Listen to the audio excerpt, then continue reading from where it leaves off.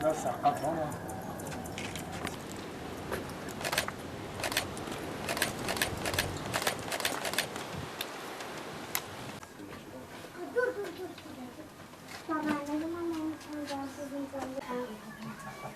Oyun yok içinde.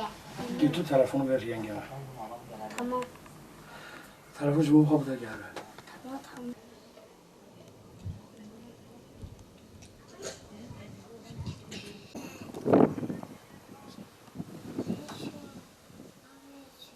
Çık. Ben dışarıya çıkalım. Deyici meseleyi de tüyündeyim.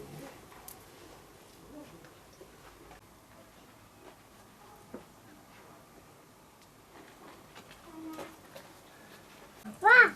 Vah! Var yine.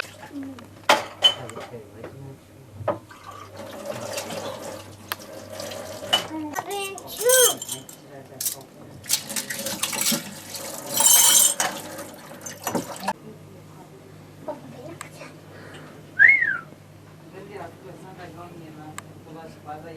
Sen görmedin. Cıkan yamca bu kavga. Marco ve bir daha Yusuf'u da Ben bu bisküvinin yanına koyacağım. Sen bu bişkonun yanında kal.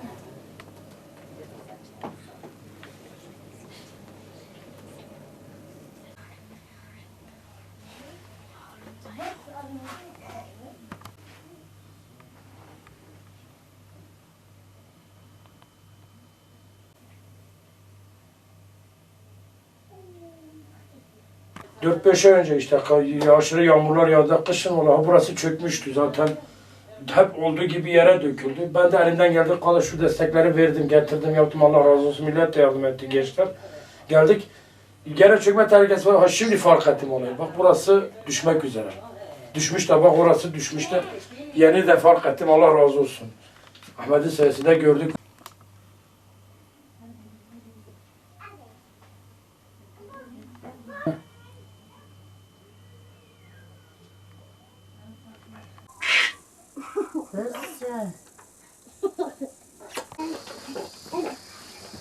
Burada. Getir. Biz bu evi 89-90 yılında falan babadan yadigar. O zaman rahmetli annem yaşıyordu, babam onlar yaptı. Tabii biz çocuktuk o zaman, biz de katkılarda bulunduk. O zamandan beri bu evi yaptık, kerpiç ev. Göründüğü gibi mesela dam yağmur yağdığı gibi vallahi akıyor. Ha. Üstüne toprak atacağız bu sefer, tahtalar kaldırmıyor. Geçen sene kışın o yağmur yağdığında çöktü zaten. Arka taraf çöktü. Hanım da o zaman Allah korusun az kalsın altında kalacaktı. Ondan sonrası bir seferinde daha hanım yemek yaparken mutfağın orası çöktü. Bütün yemekler toprağın altında kaldı. Öyle işte yıkılıyor. Biz de onarıyoruz. Yani yıkılan yere bir tahta çakıyoruz, yapıyoruz. Bu yetmiyor. Çocuklarım işte Allah korusun biri içerideyken çökerse altında kalır. Yani çöktüğü gibi de altında kalan da kendinden gider. 4-5 nüfus yaşıyoruz. İmkanım yok. Astım hastasıyım. Nefes var işte, astım hastayım. %40'da engelliyim. Gidip inşaatlarda çalışan, tozun toprağın olduğu yerlere hiç giremiyorum. Girdiğim gibi de ataklar. Astım hata mesela, benim gibi astım hastası olan arkadaşlar bilirler. Atak oluyor. Astım hatayla olduğu gibi. Hastaneye yetiştim. Ola yetişmediğim gibi orada yığılıyorum, kalıyorum. Nefes darlığından hemen giderim. O yüzden de benim sabit bir gelirim yok, bir aylığım yok. Başka yerden de gelirim yok. Çaycılık yaparak, yani ne günde kaç tane çay satabildiysem çocuklarıma bakmaya çalışıyorum. İmkanlarım gördüğünüz gibi çocuklarımın can güvenliği yok yani. Allah korusun ben evde yokken çökerse. Birimiz altında gece uyuruz, biri altında kalabilir. Evin toprak olmasının kötü tarafı da biraz öyle hayvanlar çok. Yani eski kerpiç ev ya.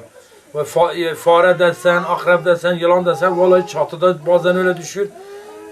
Yani çökmeden ziyade can kaybımız en çok da akrepten korkuyoruz. Ben kaç defa geçen sene hanım olayı bir tane öldürdü, tam elim kadar öyle büyük. Yani en azından senede 10-15 tane akrep öldürüyoruz. O da herhalde evin toprak olmasından kaynaklanıyor. Bir can güvenimiz de odur. Akreplerin çocukları sokması vallahi. Ondan da korkumuz var. Çökmeyle beraber can güvenliğimiz olmadığı için ben de yetkililerden, işte hayırseverlerden, hakikaten de yüreği gerçekten insanlık dolu olan insanlardan diyorum ki yardım edin, yapalım. İstiyorum yani. Tek hayalim çocuklarım da daha küçük. İstiyorum ki Çocuklarıma 2 göz oda yapayım. Allah nasip kısmet eder. Can sağlığı olursa tek hayalim odur. Eğer varsa yetkililer böyle gerçekten vicdan sahibi insanlar yardım istiyorum. Yardım edin, evimi yapayım. Ondan sonrası da Allah kerim. Allah büyüktür. Ondan sonrası gelecek nasip Allah'tan gelir. Mesela doktor hep diyor bana diyor ki sen bu atakların %90'ı rutubetten kaynaklanıyor. O rutubetten evin her yerinde su girdiği için her yer rutubet. Yerden bile alıyor. O yüzden vallahi hanım hasta oldu mesela. O da doktora gittik ayak ağrısından diyor ki sen romatizma olmuştur rutubetten dolayı. O doktorun kendisi de dedi ki vallahi rutubet olmuşlar. Oğlan da çölyak hastası götürüyoruz arada bir tedaviye. Gelişimi iyi çok şükür. Tedavi cevap veriyor. O da başlı başına yani bir sorundur. 3-4 ayda bir hastaneye git. Adana Balcalar Araştırma Hastanesi'ne götürüyorum. Çölyak genel çocuğa.